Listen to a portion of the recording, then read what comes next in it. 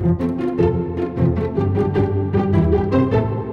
I look like a fancy boy in these clothes? You're dang right I do, and I don't know how to dress myself. This is all thanks to our sponsor, Stitch Fix. They've reimagined how to find and buy clothes, and you never have to leave the house. You can play Friday the 13th all day long and let them do the work for you. It's that easy. Just go to StitchFix.com and tell them your sizes, your favorite type of clothes, and how much you want to spend. Your personal stylist then gets all to work, and she's in there doing hard stuff, and he's picking up stuff, and he's putting on pictures. I don't know how he or she does it when they get it, but they pick clothes for you. 5 items are then delivered right to your door. You try them on at home, and you only pay for what you keep. Shipping free both ways, so anything you don't want, you just send back, and exchanges are always free too.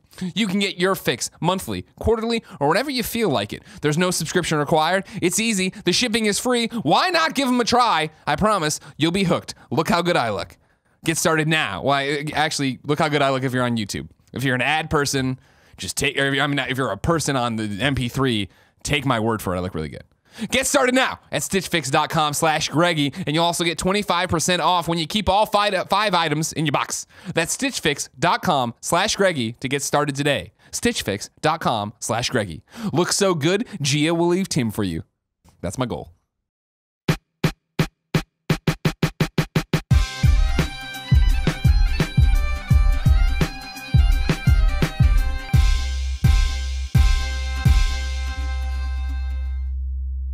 Look, Greg, I know you look to me. I know the theater landscape is changing. Nick's always like, "Oh, the theater. I hope the theater's there forever, and I hope it's amazing." I want theater to be there because I want to watch my movies at home. All right, and I'll pay you more. I'll pay the premium to get it and watch it there. I'll watch them on Virgin America. At home because you want to watch a movie on one screen while you're playing Destiny 2 on the other screen and not pay attention to that. And then you go, "I don't know, I don't really like that movie." And I'm like, "What happened?" And you're like, making good points. You're like, making real good. What movie have I said that about? That sounds like you. I'm just saying. But I get it. Trust me, I understand because this is a losing battle that I'm fighting. Yeah. I sat in the theater over the weekend and I started watching, and my wife and I went and saw Kingsman 2. That movie starts off, it's super fun, and then the people next to me all decided that it was time that they were in there. They just assumed they were in their own living room and they just started talking, and I'm like, I literally thought to myself, should I ask these people to stop talking? Right? Should I Sean Finnegan these people and start throwing ice at them? Or should I Greg Miller these people and go mode on them, all of a sudden? I'll take it away. And then I'm like, you know what? I think this is just the world, right? I think this is just the world we live in. And there are some battles that you can fight. And granted, I think theatrical release for movies is definitely a battle worth fighting. And I love that it's forcing some people to think outside of the box with things like the Alamo Draft House. And I love that everything's reserved seating now and you got the recliners. But at a certain point, you can't change how people act. And Twitter and social media and everything has made people just like constantly addicted to like everything, talking to each other. And so I was like, you know what? I'm not going to ask these people to be quiet. I'm going to just get up and move. Coward. I'm just going to get up and move. Then it ended up being good because I got to make out with my wife and no one could see me. So that worked out well. That did work out well. But they almost ruined the movie for me, right? And so I get it. For the first time, I actually thought of you. Not when I was making out with my wife, but prior to that, I thought of you because I was like, Greg, I was like, is Greg right? Should I tell Greg he's right? And then I'm like, no, not yet. You should. Not yet. Not yet. I don't know. You bring up an interesting point with people being on Twitter and all that stuff. And something you were saying earlier about back in the day, you had the 3 devices and they gave you stuff. It wasn't interactive. I mean, I guess video games were. But with movies are an interactive experience when people go in groups with their friends and stuff and start talking. I'm not standing up for that because that shit sucks. But that's why people enjoy watching in their living room because you can look. If me and you were watching in our living room, we don't need to worry about other people around us. We can make snide comments and ask questions. The problem with the theatrical experience, because I see what you're saying, right? You're like, why the fuck does this experience have to die? There is still some merit to it, right? And I think that's the argument you're making. That's the argument that Chris Nolan's making. I think that's an argument that a lot of prominent filmmakers from another generation are making. They're like, this thing shouldn't die. Like, yeah, okay, maybe box office isn't what it was 10 years ago. Right. Maybe the fact that 90% of the revenue of all movies comes from 10 movies is a bad system. And they're all Disney movies. Is they're all Disney owned. You know, it's just a reality. It's that is the reality of today. You know, without casting judgment on it. And I agree with you. I don't think the theatrical experience should die. I think the problem with it right now is that it's ill-defined, right? Because you're telling me that you went to the theater and there were people texting, tweeting, talking in front of you, and that made you uncomfortable, right? what I'm hearing is you sat down in this community experience, and you and those other people weren't sure of the codes of conduct.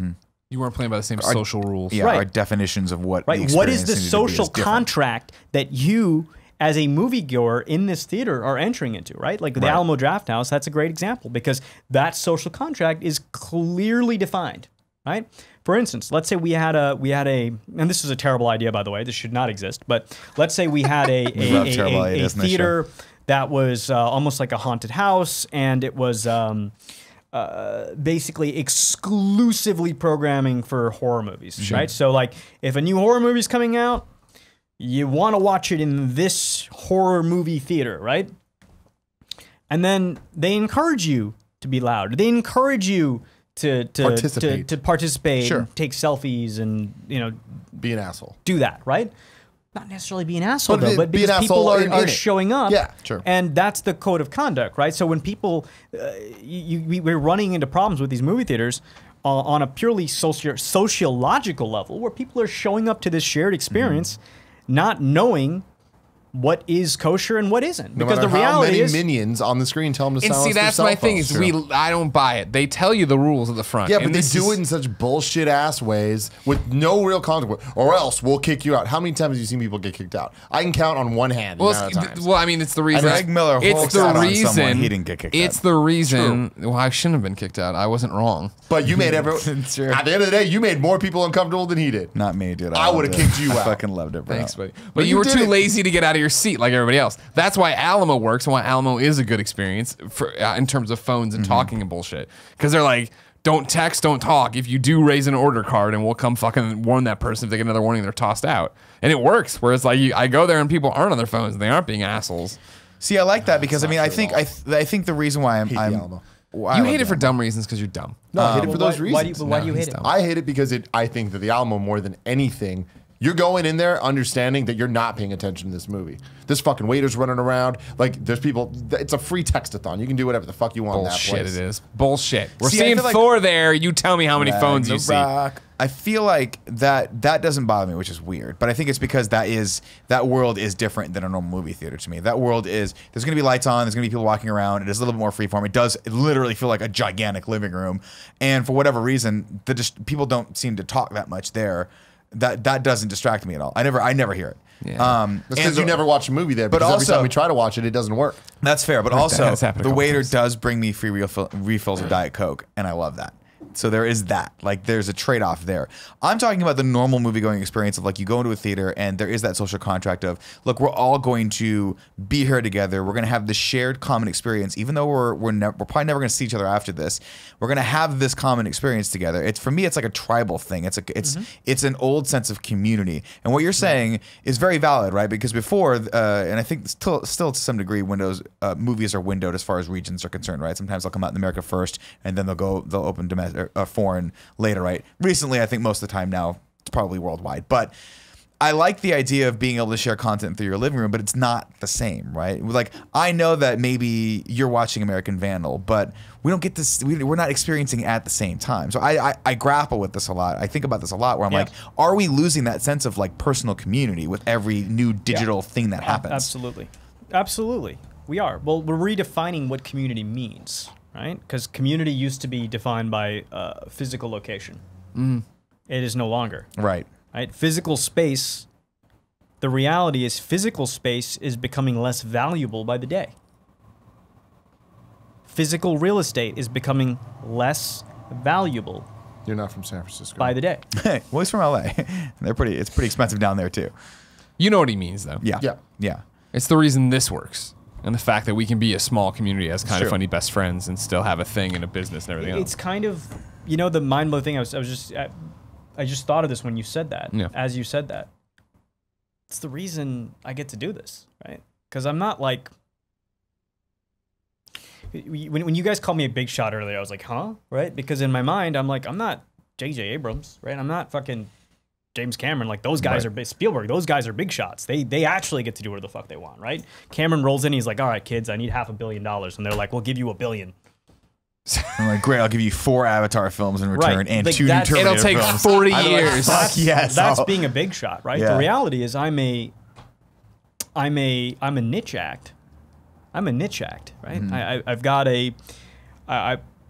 an audience, but it's niche. It's not super mainstream, right? It's not like when I walk into the mall, it shuts down. But at the same time, I do have an audience, Yeah. right? I interact with that audience. I have a fan base. Probably have a lot of people who think who are not fans too. Sure. Which comes with the It's territory. the internet. Yeah. But the reality is, I'm a niche act. But that's okay in the world of the internet. Yeah, exactly. You don't need, I think the problem we're having with this whole influencer, if I can shine the spotlight back into the internet for a second, we have this whole influencer ecosystem, right? Where brands are throwing cash at, and they did that to me too for a bit.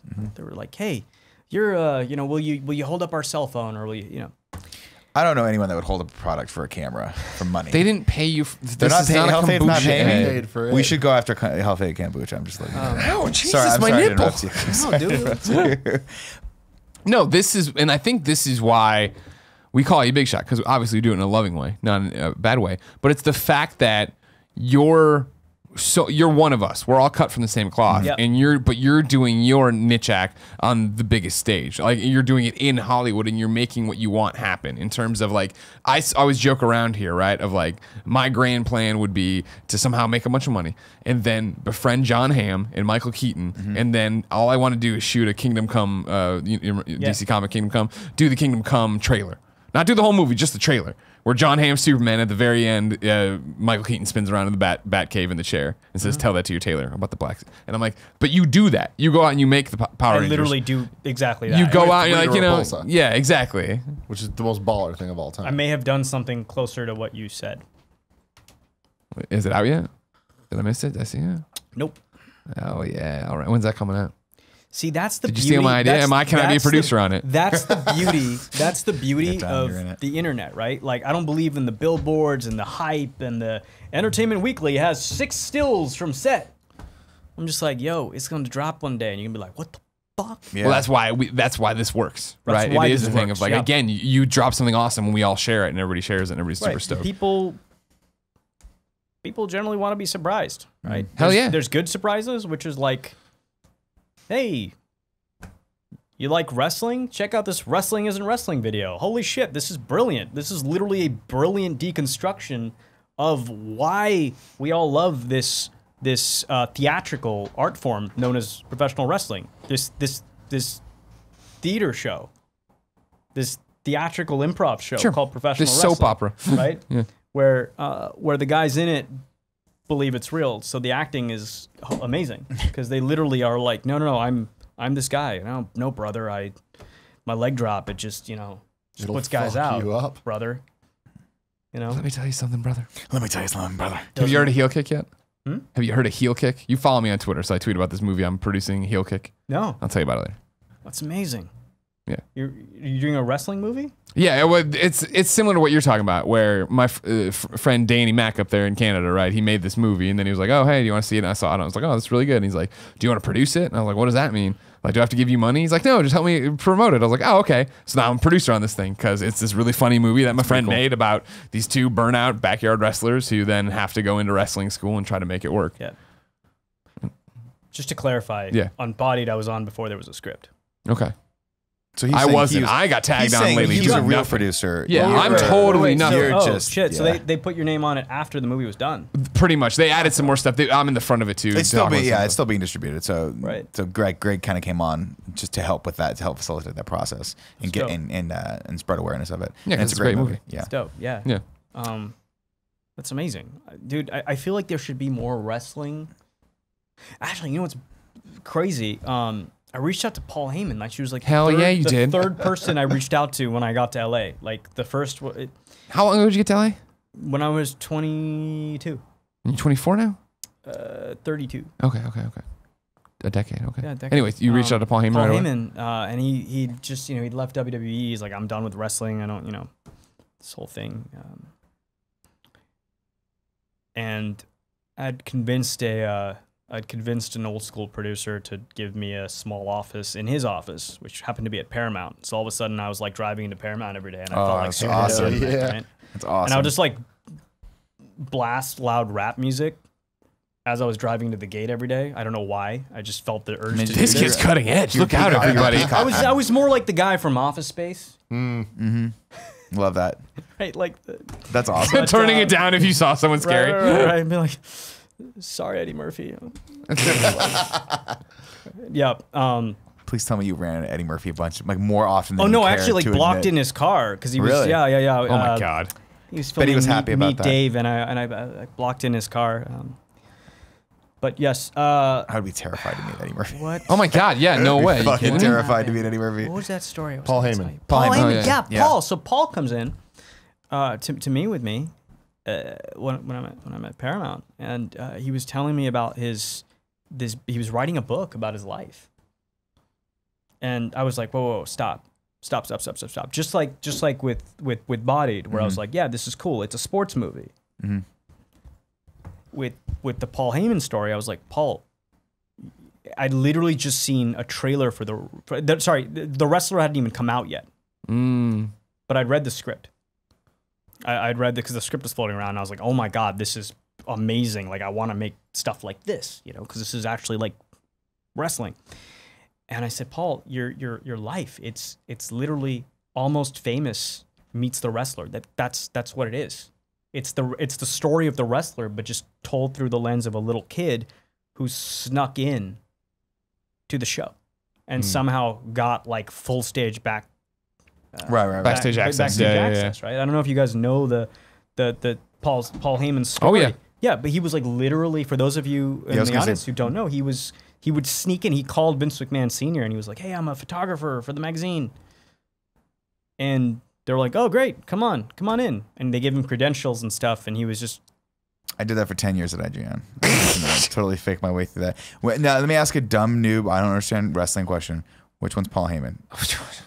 Paul Heyman is Not the Paul Bearer. no. Not- The advocate of Brock Lesnar, sure, but more importantly, EC fucking W, man. And he's he ran not- ECW. He is the fucking awesomest, coolest. I mean, dude, outside of the professional wrestling, what WWF and WCW were trying to be, right? He was like, fuck that. Got Eastern Championship Wrestling, made it into Extreme Championship Wrestling. He's Paul Heyman. I've never, I guess, verbalized this out loud. In fact, DDP has repeatedly told me, please do not admit that you watch wrestling. Why? Because I think it's okay now. no, it's okay now, but to our age group, right? Because it goes back to the same thing we were talking about with Power Rangers and Captain Planet and video games. We were watching a different show than the adults were. Right. To the adults, they were like, "What the fuck is this?" To us as kids, we were like, "This is amazing! They're wearing these crazy costumes. They're superheroes. They're doing these It's super comic moves." books come to life. Right. Yeah, exactly. It was comic books meets sports theater for us, right? To that older generation, it was like a carny act. They literally viewed it through the lens of like a carnival thing. So like, the amount of like, you look at for those of you who don't know, DDP, it's Diamond Dallas Page, right? He was the WCW World Heavyweight Champion, and now he's a yoga mogul. Is he really? DDP Yoga. Yeah, it's a real He's thing. a It's yoga awesome. mogul. Yeah. He Sorry, travels all the Scorpio world. yoga. There you go. But he's doing it to save lives, right? He's literally rehabbed. Google DDP and Arthur. He literally saved a guy's life who was crippled through yoga. Wow. And Right? he did it with who was the Jake the Snake, the right? redemption of Jake the Snake. Now- There's an awesome documentary you got to watch about that. And he also, when Boogie was, Boogie's still obviously struggling with his weight. He just had the surgery. Still looks like everything's going great. But DDP and Boogie got together. Where Really? DDP came to his house and like do literally push-ups. comes and to all that. people and helps them. This is he's devoted his life to going out there and helping people. Right now, if Scottie Pippen went out and rehabbed Larry Bird.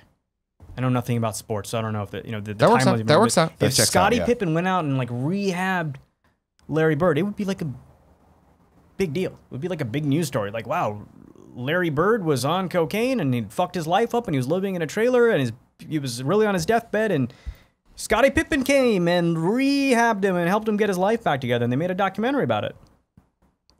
what would have happened, right? But you look at the way the generation above ours viewed professional wrestling as this carny act, as this like kind of like ugh, less than form of entertainment. Exactly. Blue collar. Exactly. That's not for us. Like kind of trashy. Yeah, right? 100%.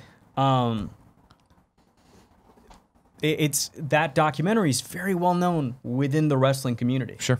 Once you get outside of it, people are like wrestling, yeah, you know, whatever. It's almost like they're not the real deal. They're Right. not, you know.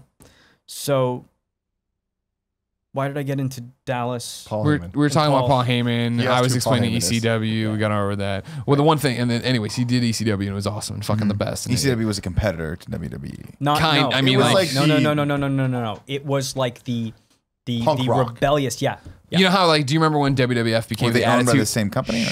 Do you remember when WWF became like the Don't cuck Attitude me, Era? sir. Well, I'm I in the know. middle of my point to answer your question. WWF becomes the Attitude Era and Stone Cold's Yes. drinking beer and their tits on TV and blah, blah. They were stealing all that from ECW. Right. And then eventually ECW goes out of business and WWF or WWE buys them. Buys just the brand ECW. Yeah, right? yeah. And But- I assume the roster as well of whoever was. It with it. didn't exist. No, at the actually, time. at that time they Brought were out. people back. It was like RVD, Taz, Yeah, yeah. Fuck. maybe 'Cause Sabu, Lance Storm, A lot of the, some of those Like people had those already come guys, over and it was Balls late. Mahoney. Rhino. Ryan, yeah. Gore. Yeah. God, rockin' Rhino, yeah. But what Paul Heyman was a master of was figuring out an artist like Vince McMahon needed these like well-rounded performers. Mm-hmm. Paul Heyman didn't need well-rounded performers. He needed guys that were really good at one thing, and he would book them in he would craft their storylines, their characters, their matches in a way that really highlighted the one thing they were really good at. He's the ultimate producer of Got it. professional wrestling, Got where it. it's just kind of like understanding what two people should have a storyline and what that storyline should be, and when they revisit that storyline and how to match those guys up against each other. And Where he'll let you Vince be McMahon raw. had always been more Yeah. the guy that's like, this guy's a big guy and that guy's a big guy and they're going to hit each other. Right. And when a good example is Steve Austin, right? Like he's stunning Steve Austin in WCW. He's got these like golden locks and all this shit. He gets dropped and he has a huge chip on his shoulder. He shows up at ECW and Paul's like, "That's your character.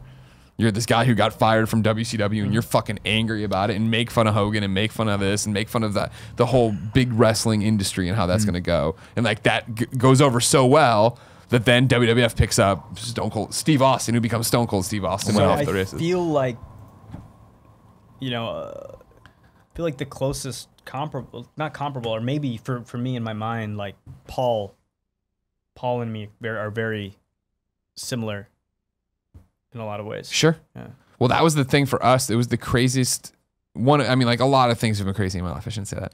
But in terms of when we quit IGN and went out on our own and found it kind of funny, like the day it was all popping off and it was like a big story in our industry that we had done this, Paul Heyman tweeted organically of just like, "Yeah, we're only 5 days into the new year, and I hear at GameOverGreggy and his friends," and I'm like, "What the fuck is happening? Like, how does Paul Heyman know anything about this right now?" He's like tapped in. No, man. I He's, know, like, super yeah, plugged yeah, in, right? You know, yeah. there's some guys who just never age, and he's one of them. Yeah, no, He's, yeah, he's on top literally of it. one of them. DDP, by the way, is also one of them, right? He's literally Dallas and I have been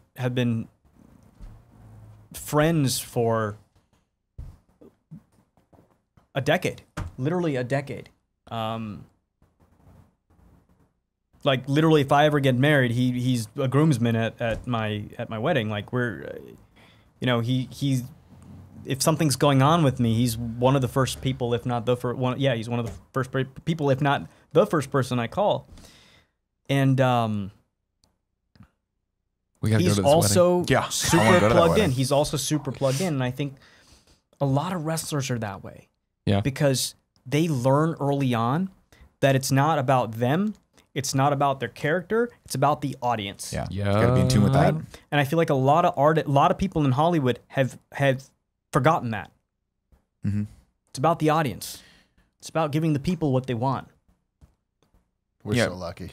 I was telling you earlier, like we were talking, and I was like, if we had to define what we do, we don't make podcasts, we don't make videos, we make community. And it's like that is all we need to focus on is making sure that they're happy. And hopefully this community doesn't mobilize against me after Absolutely. after They're No, not they will going to not. mobilize against. But going back to a point that you made earlier, which was that, and I think it's worth exploring too, which is that there is sort of two tracks that are here now, right? There is the homegrown, your own community on the internet, and you're right. That's a niche play, right? That is the kind of thing that we're obviously doing that because we like being in that space. We like the one-to-one interaction with people. We don't want that buffer anywhere between us and the chat. That's probably there being like, Nick's talking again. Oh God, wait 5 seconds to see if he goes off the fucking rails. There's that, but then there's also that You're not making a case that our audience is nice. they like to fuck with me. It's true, but I fuck Well, with as them long right as they don't back. like to fuck with me, we're Nah, cool. nah, fine. But I love that. But it is a long-term strategy, right? And I think that's why I understand a lot of people, specifically from like more of an older school model, don't understand it or don't want to play in that, because there is still something amazing about the Hollywood dream, right? That dream of, I'm gonna write this one thing or do this one thing, then boom, I'm off to the races, and then Kevin Feige is gonna call and be like, "You got Ant-Man 3 or whatever," you know? You're like, "Cool, here's my play," and they're like, "No, you can't do that, but just direct the movie anyway." You're like, "Cool." So there is that, but I just wonder, like, I mean, I know that they can both exist and they can coexist, but I wonder where that convergent point is going to go, right? Well, that's my thing would be like, Things never converge. do you see? Don't you see it being that the people who get this and understand this are going to eat the lunch of the people who don't? Because it is bringing internet mentality to everything else, and it's the reason bringing this all together with wrestling. The Rock's so unstoppable, right? Because The Rock's awesome on screen. You love watching him, but I love watching his Instagram stories more and him talking directly to me and telling me what's happening, taking these photos and doing this thing. It's already happened. You know, Marvel's a master of this. Netflix is a master of this, right? They've really figured out the internet, and it's no longer, you know, just this like weird dial-up thing. It's a life form. It's a living, breathing. The internet is a living, breathing organism, and those people that are tapped into part of it, like yourselves, you can feel it. You can feel the ebb and the flow, and you get a sense of what can work and what will work and what definitely won't work. It's the crossover, right? Of like, I think the people who get it in the way, not that we're going to cross over me, The Rock or something, but get it in feeding off the energy of an audience and being part of it and what this actually is and what being an internet celebrity is in 2017, right? I would have to venture to guess then the people who are the YouTubers who have the mindset now that they want to become the actors, when they flip over and when they cross over, when they start appearing in films and stuff, right? That's the new version of The Rock. But it's bigger than the Hollywood dream in films, right? Like, I'll give you an example. Let me ask you guys a question. Who is the biggest millennial brand to come out of 2016? 2016? Yeah. Jake Paul. Bigger than Jake Paul. Is there such thing? Millennial brand, yeah. Millennial brand, like it's A brand that millennials have embraced as their own. Emojis? Chubbies. I don't know why you're looking at me. Tim's like, let's I've just already see. given it a guess. Tim's like, let's What's just Nick gonna see say? what Nick says. That a clip, I mean, you're literally like looking at this and going, wow, this brand figured out how to like really mobilize millennials who are, you know, who we're seen as disengaged and like Snapchat, apathetic maybe? and like, No, that's not 2016, you know, we're no. watching a movie while we're texting, while we're watching another movie while we're playing a game. Like, we're seen as these like the ADD generation who are like lazy and, you know, but then there's one brand that somehow captivated most millennials. BuzzFeed. Even bigger than BuzzFeed. Snapchat. In 2016. My guess is Snapchat, but that's not 2016. Ready? Yes. Bernie Sanders. I wasn't expecting that. I wasn't. No. You're gonna That have was to a fun give me guessing bit game. more. That was a good guessing game. Well, I mean, that was the thing. You know, that like so many people, so many young people were behind him, right, and believed in him, and they wanted that, and like wore the Bernie shirts, and were out there with the stickers. Kill moving that Bern. way. Yeah, exactly. And the fact that it wasn't one of the big two, right? I mean, he was. Yeah. Well, I mean, you know what I The mean. other guy. He wasn't going to be the Democratic nominee, but like he got really close to being the Democratic nominee with. What I mean, basically an agenda of socialism or whatever, where I was like, oh, hey, like, you know, we're all in this together. Let's do this. That the millennials, that our generation really embraced, right? And this was done through the power of social media. Yeah. It was using the same community building tools that you guys are doing, right? So when I say niche, I don't necessarily mean bad. I wrote an article about the future of stardom, and if you Google, I can actually pull it up on my phone, and it was Cool Greg can Google it if you need someone. Cool Greg's not even over there. Cool Greg, not Damn there. Cool Greg, you failed me for the last Yeah, it's it's evolving, and the reality is bigger isn't necessarily better. That's the part Sure. that everyone's missing, right? Sure. Like you take the best example of this, because America as a country, as an empire, has kind of bought into this whole philosophy of bigger is better, right? Like we should be in every industry, we should do this. So like you look at two very comparable companies, Disney and Nintendo. They're very similar companies, right? But then Disney starts this expand with it starts with the expansionism. We're gonna get into all these different sectors. We're gonna grow. We're gonna acquire, get bigger. And Nintendo, wants to stay a small hardware company, right? It's not that one's bad and one's good. It's not that. It's just these differences in mindsets, right? Visions. And today, we're seeing that the future really favors the niche. It favors and I think when I was talking about brand deals earlier, right? When I was saying that these companies come in with these brand deals, and they're going up to these influencers and saying, "Hey, promote my drink. You have 10 million whatever on whatever platform." Right. Those are silly.